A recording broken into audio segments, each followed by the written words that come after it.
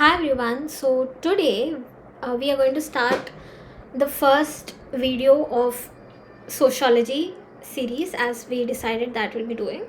So firstly we will study about what exactly is this sociology, right?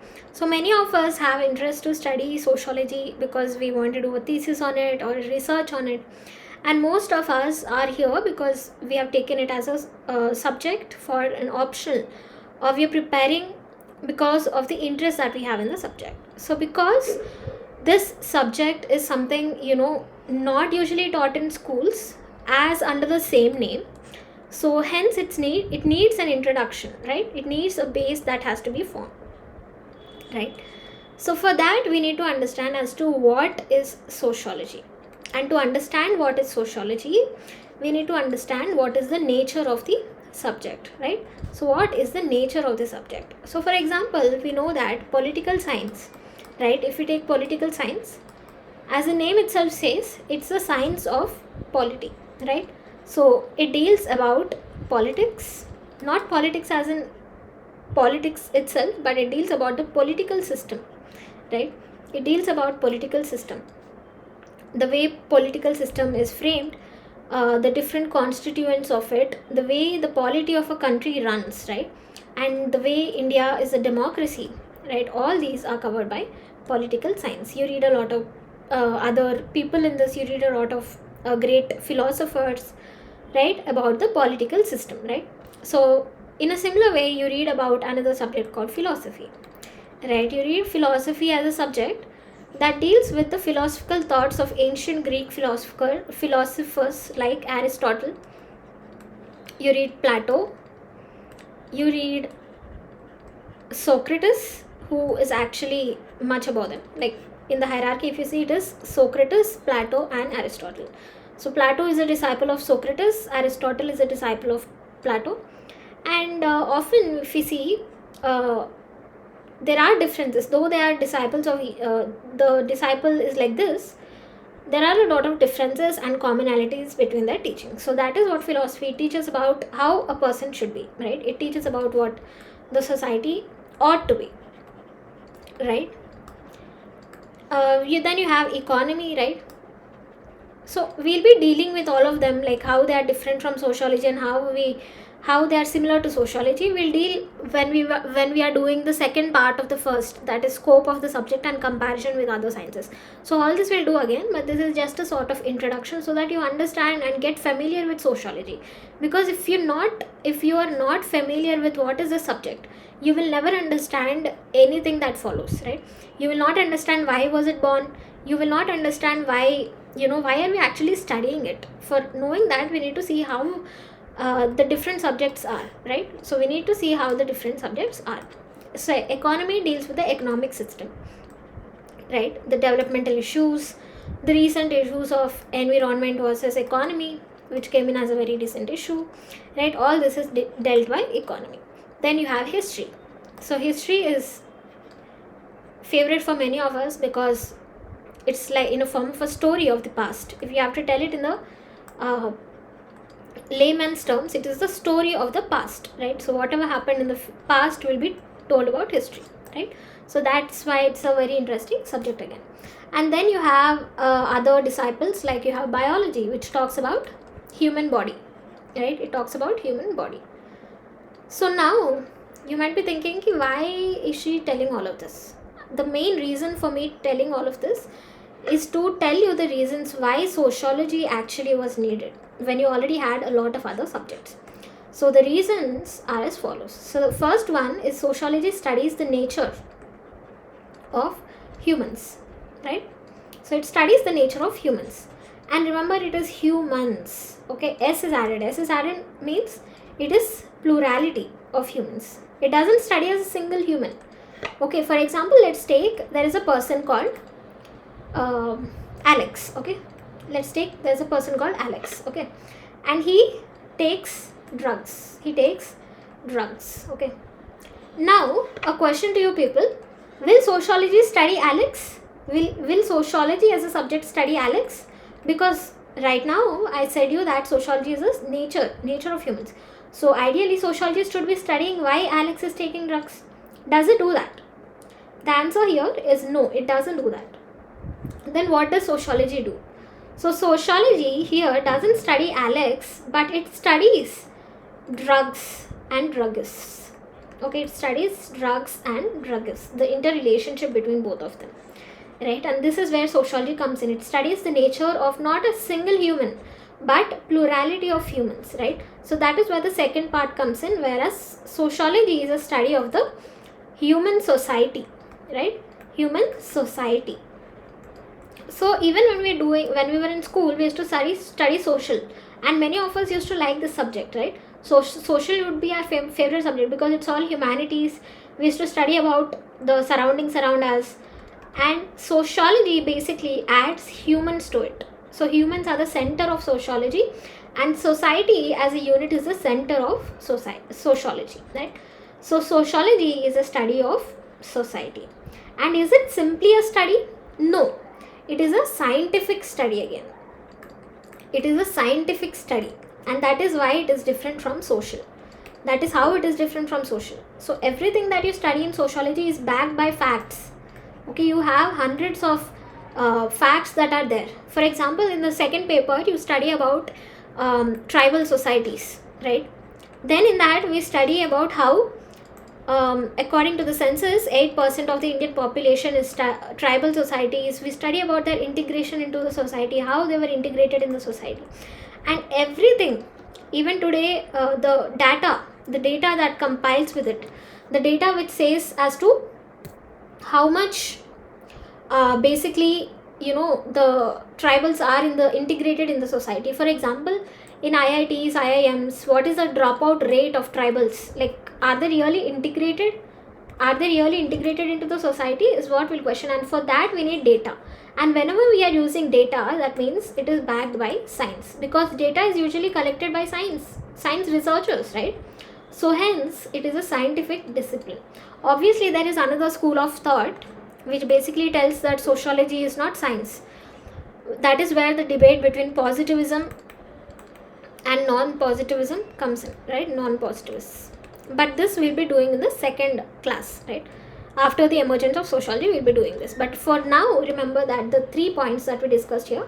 The first is that it studies the nature of humans. The second, it is the study of groups. Here society means groups, right? And third, it is a scientific study.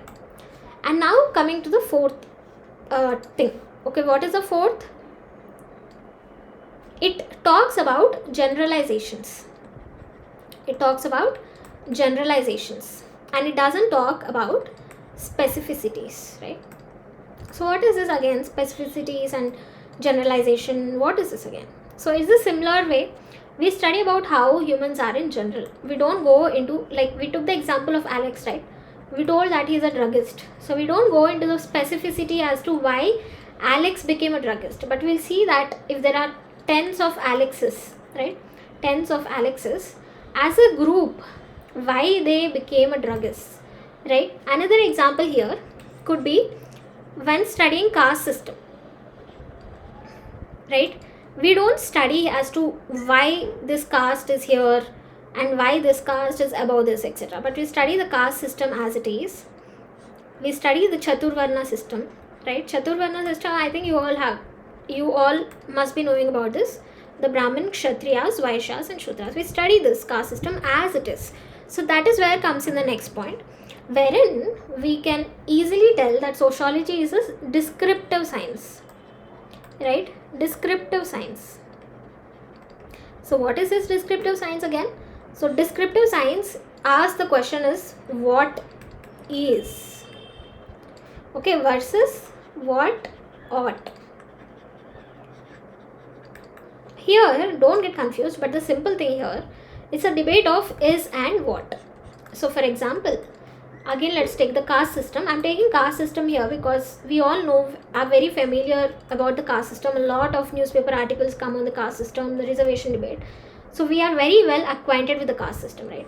So for example, we take the Chaturvarna system again. Brahmin, Kshatriyas, Vaishyas and Shudras, right? Brahmin, Kshatriyas, Vaishyas and Shudras. So this is a Chaturvarna system. Obviously there is another one which is outside, which is called the Adi Dravidas or the Ati Shudras, which are not part of the caste system at all. Ati Shudras, which are not at all a part of the caste system at all. So the caste system is here, right? So here, when we are dealing with the caste system in the paper 2, or in paper 1 also we deal with it when we are dealing about stratification, right? So there also we discuss the caste system. But what all we discuss what is caste. We discuss what are the characteristics of caste. We discuss what are the views of scholars. Right, we have M.N. Srinivas, the Indian scholar that comes in. We have Andre Bite, and all these views of scholars are discussed here, right? But one thing we will never discuss is whether caste system is good or bad. I mean, we all must be having our different opinion on this issue, whether it is good or bad. Some of us can argue that it is good. Most of us do this. Where some of us tell that, some of us argue that it is good. Very few of us do this, but most of us tell that it is a bad system in place, right?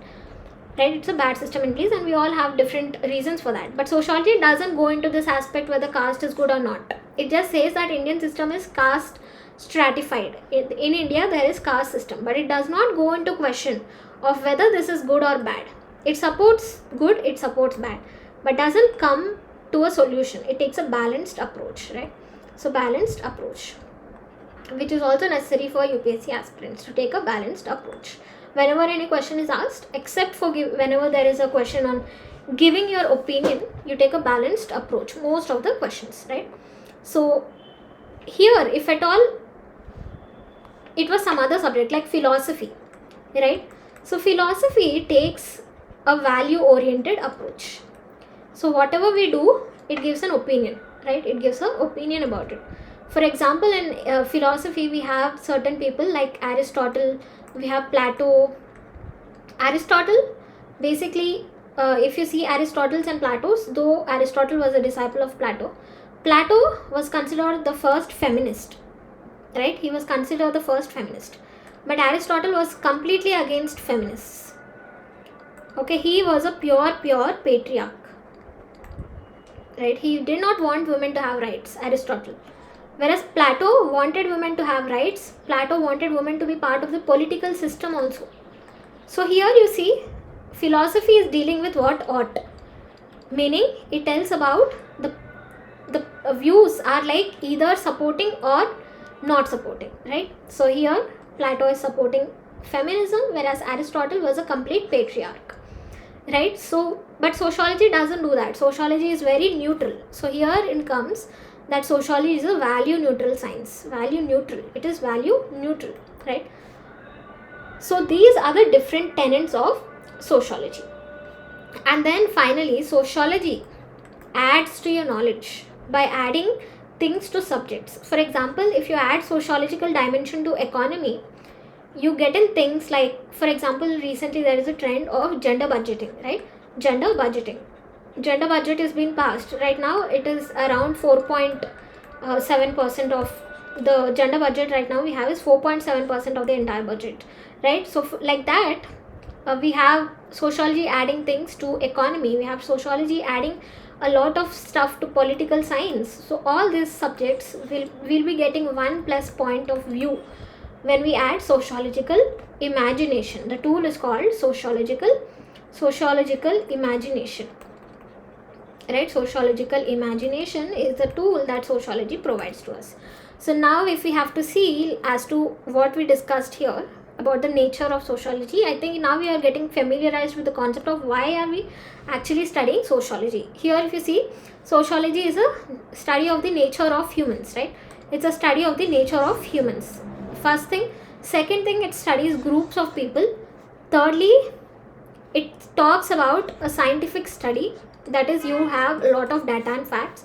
Fourthly, it talks about specifications. It doesn't talk about specification, it talks a lot about generalizations, wherein we saw the drugs example. Then fifthly, we have seen that it's a descriptive science which deals with what is. There we have seen the example of caste system. And sixthly, it is adding one dimension to all the other subjects that we have studied till now. So this is what sociology is in general, right? So when we go into the details of the subject, when we start doing other things, we will basically be doing more about it. And in the second video in the series, we'll be doing the first part, 1A. Okay, 1A. What is 1A? It is modernity